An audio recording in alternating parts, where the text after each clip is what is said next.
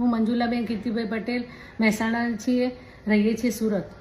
અમારો ફ્લેટ કુશળ દર્શન 203 જૈન દેરાસરની બાજુમાં છે, પર્વત પાટિયા સુરત. ત્યાં અમે 2019માં ભાડા આપ્યું હતું.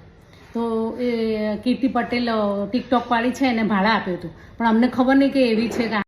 તો મિત્રો, આ વિડીયો પૂરો જોયા પહેલાં તમે એક વસ્તુ જાણી લો કે મંજુલાબેન અને કીર્તિબેન પટેલ વિશે કંઈક કહેવા માંગે છે. તો આ કીર્તિબેન પટેલ વિશે મંજુલાબેન શું કહેવા માંગે છે અને ફ્લેટના મકાનની વાત કરવામાં આવી છે.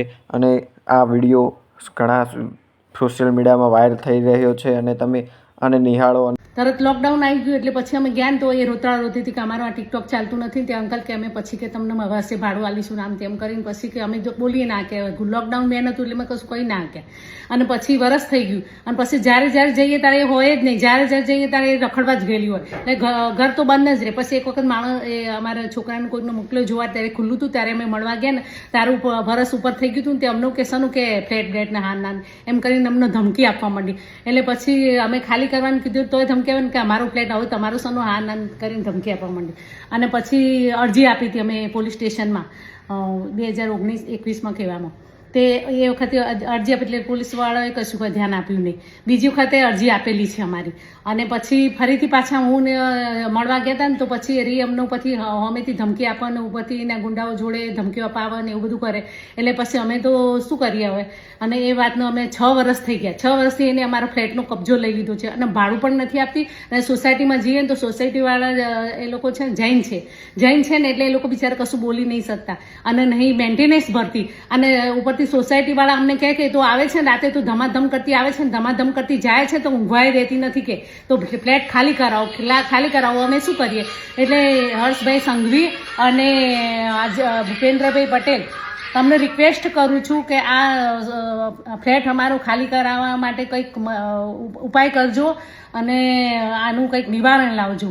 અને અમે હપ્તાથી ફ્લેટ લીધેલો છે, બેંકના લોન ઉપરથી ફ્લેટ લીધેલો છે. તો એ હપ્તા હજી અમારે ભરવાના બાકી છે. અને મેન્ટેનન્સ નહીં ભરતી સોસાયટીમાં, કે મેન્ટેનન્સ નહીં ભરતી કે કશું ફ્લેટના કદી ભાડું નહીં આપ્યું, કોઈ ખાલી નહીં કરતી.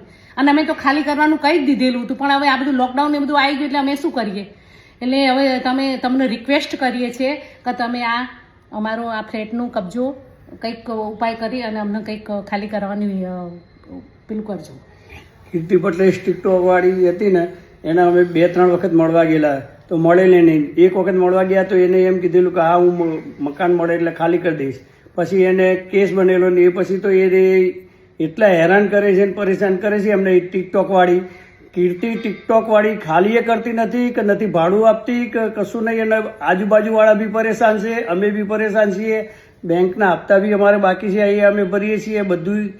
અમે એટલા પરેશાન છીએ ને તો હર્ષભાઈ સંઘવી તથા ભૂપેન્દ્રભાઈ પટેલને જણાવવાનું કે આમાંથી નિવેડો લાવી અને જલ્દી ચુકાદો અપાવો એવી અમારી ખાલી કરાવી દેવડાવો એવી અમારી વિનંતી છે.